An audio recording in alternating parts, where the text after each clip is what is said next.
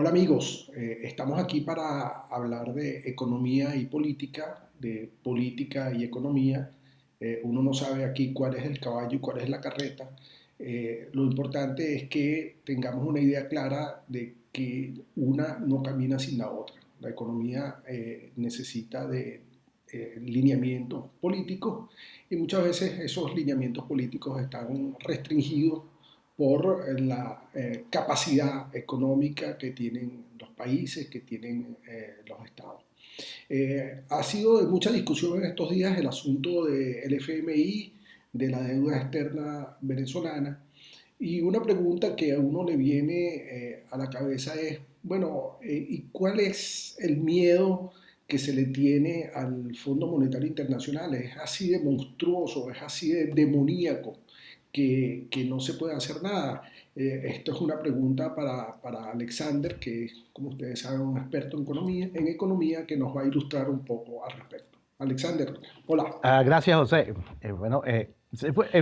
Yo creo que podemos ponerlo en contexto. Venezuela tiene serios problemas financieros, yo los he llamado terminales, sin salida.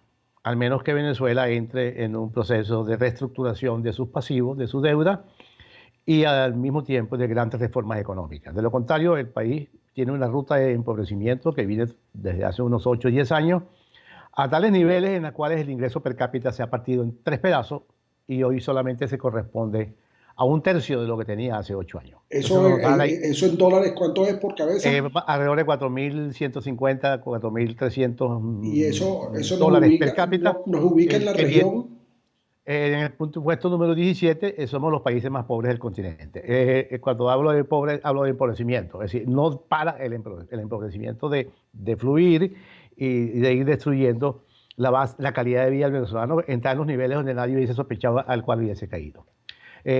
Parte de, fundamental, la esencia del problema arranca de una agenda política de gobierno en el cual el objetivo era transferir a cualquier costo, comprando, expropiando o simplemente invadiendo activos privados al Estado. Eso creó un Estado inmensamente grande e insostenible que tiene que fiscalmente operar y no hay forma de que lo haga a menos que produzca lo que ha hecho, una gran hiperinflación, porque el Banco Central ha tenido que monetizarlo.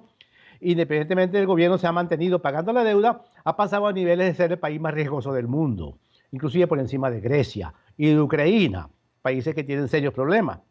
El riesgo venezolano es el más persistente del mundo en los últimos años. Yo diría en los últimos 50 años no ha habido un país con un riesgo persistente. Me explico. Viene a lo largo de unos 4 o 5 años mostrando un enorme riesgo y un temor a un default, a una pérdida, a una cesación de pago. Y eso ha incrementado el riesgo. De hecho, nos sacó del mercado de capitales. Venezuela no emite deuda en el mercado de capitales porque los intereses a pagar serían enormes, por encima de 20%. Eso ha hecho, sin embargo, que los bonos venezolanos sean los bonos más apreciados en el mercado de bonos basura. La deuda venezolana es considerada junk, basura. Es deuda que es muy Y barata, si es basura, ¿por qué es apreciada? porque es que tiene intereses muy altos, pero como es muy barata, entonces un inversionista compra una deuda por 50% de su valor, está comprando 100, está pagando 50. Pero acá, además de eso, está sumando una tasa de interés inmensa que está por encima de 8 a 12%.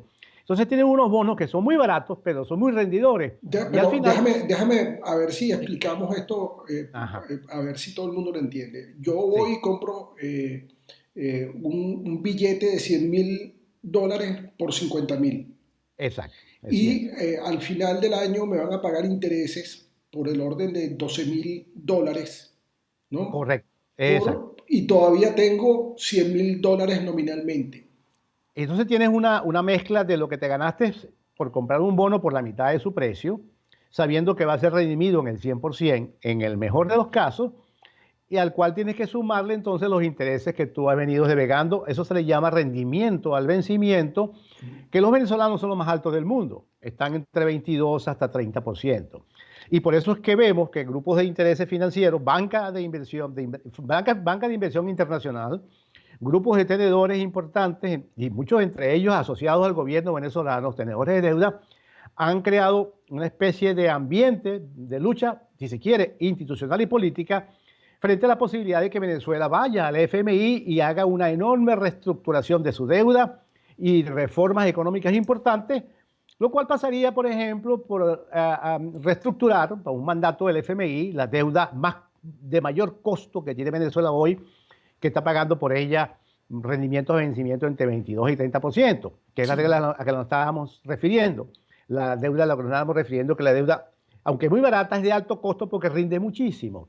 Esa deuda es la primera candidata a ir a una reestructuración. Lo que Y quiere eso decir quiere que decir que los tenedores de esos bonos empezarían a percibir menos dinero por... eventualmente serían canjeados esos bonos por bonos de intereses mucho más baratos, con un valor mayor, y eso representa un esquema que lo conoce el mercado internacional y los círculos políticos internacionales como la quita. Es un argentinismo que dice que uno de los mecanismos para poder aliviar la carga sobre el pago de la deuda de un país es a través de una quita, es decir, eliminación de deuda. Ese mecanismo opera a través de una reestructuración de la deuda. Pero en el caso del FMI, eso ocurriría bajo el paraguas del FMI. A este mecanismo se opone la banca internacional, se oponen grupos de tenedores de deuda que lo hacen a través del banco, a través del gobierno venezolano. Y uno consigue una curiosa asociación. Yo he conseguido que entre el discurso del gobierno contra el FMI y el discurso de la banca que dice que no hay que ir al FMI, hay una gran congruencia, una coincidencia importantísima. que Y creo puede llamarse conspiración en este caso. y de vera, obviamente, porque claro, hay una conspiración para la posibilidad de ir al FMI, que es la alternativa de menos costo para Venezuela. Claro, Es decir, porque hay que, hay, para la gente que nos está escuchando y nos está sí, viendo, Alexander, evidentemente si yo tengo que gastar dinero en pagar los intereses de estos bonos, más los bonos que se cumplen, llegan a término y tengo que pagarlos, este año está estimado en cuánto. es así que los 12 mil millones de dólares. Esos 12 mil millones de dólares son importaciones que no se hicieron en Venezuela, eso es menos comida, menos medicinas, menos vehículos, bueno, un deterioro evidente de la calidad de vida del venezolano. Pues eso, tú tienes toda la razón.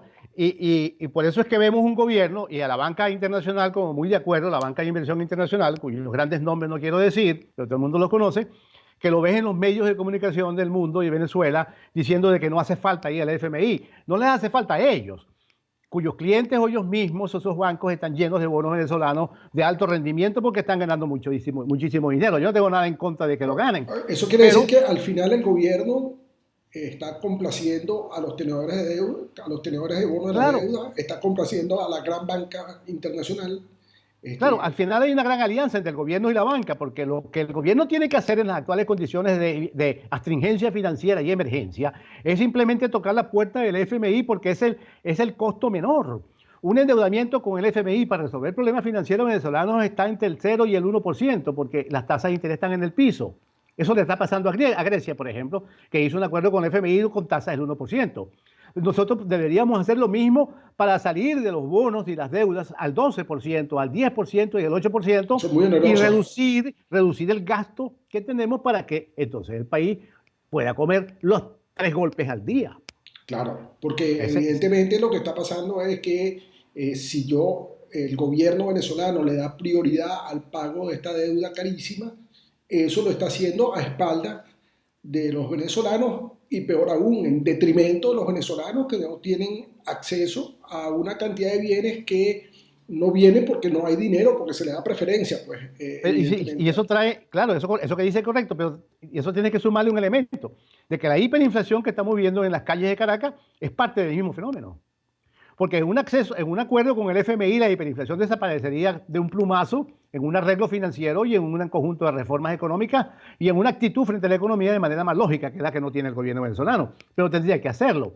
El gobierno venezolano y los políticos del gobierno de Venezuela le tienen miedo a eso porque eso, un arreglo con el FMI, eliminaría los perversos acuerdos siniestros, lógicos, tácitos, no tiene por qué firmarse en un papel, que habría entre el gobierno que paga la deuda y la banca que cobra muchísimo dinero por la deuda, porque la deuda venezolana es barata pero es costosa, pero entonces en el mercado de bienes y servicios falta leche, falta pollo, falta aceite, falta comida, falta alimento, como tú lo decías, falta Bueno, medicina, cauchos, baterías, todo. repuestos de los Entonces no tiene ascensores. sentido, No tiene sentido destruir a Venezuela para pagar la deuda cuando se puede hacer un arreglo con el FMI fácilmente, muchísimo más barato, y el Banco Mundial, y entonces entramos a un conjunto de reformas, una economía más barata, menos problemas, pero adquiriendo una deuda con el FMI que es realmente muy barata. Ahora, Grecia, eso, yo, por supuesto, ahorita estamos terminando este segmento. Yo creo que para una segunda parte, Alexander, sería interesante hablar si es verdad que un acuerdo con el Fondo Monetario Internacional atenta contra la soberanía del país. Pareciera, según lo que tú estás diciendo, que más bien le da al país una mayor capacidad de operación, una mayor capacidad de maniobra y que le devuelve de alguna manera el control a Venezuela de su gasto público y de su manera de manejar el dinero. lógico, la forma de racionalizar el sistema económico actual, que es de elevada deuda y de grandes ganancias para todo el que compró deuda venezolana a precio de bagatela, con intereses inmensamente altos como estamos pagando, es más barato ir al FMI para emitir unos documentos, unos papeles, una deuda del 3-4%, del 1 al 2%, salir de aquella deuda costosa y entonces ir a grandes reformas económicas y a una lógica en términos de la política económica para que el país retorne al crecimiento y sin necesidad de forzarnos, como está ocurriendo hoy, a través de una hiperinflación de la escasez y de un empobrecimiento que parece no tener fin. Bueno, Alexander, lo vamos a dejar en esta entrega hasta aquí. Quedamos entonces pendientes de hablar del asunto de la soberanía y de si es verdad que el Fondo Monetario Internacional es ese monstruo que viene del imperio y a robarse nuestros recursos, o si por el contrario, más bien es una manera de que Venezuela recupere el control sobre su economía. Bien amigos, hasta una próxima entrega. Vamos a seguir hablando de política y economía, que es uno de los asuntos que tiene mayor prioridad en Venezuela en estos momentos. Hasta la próxima.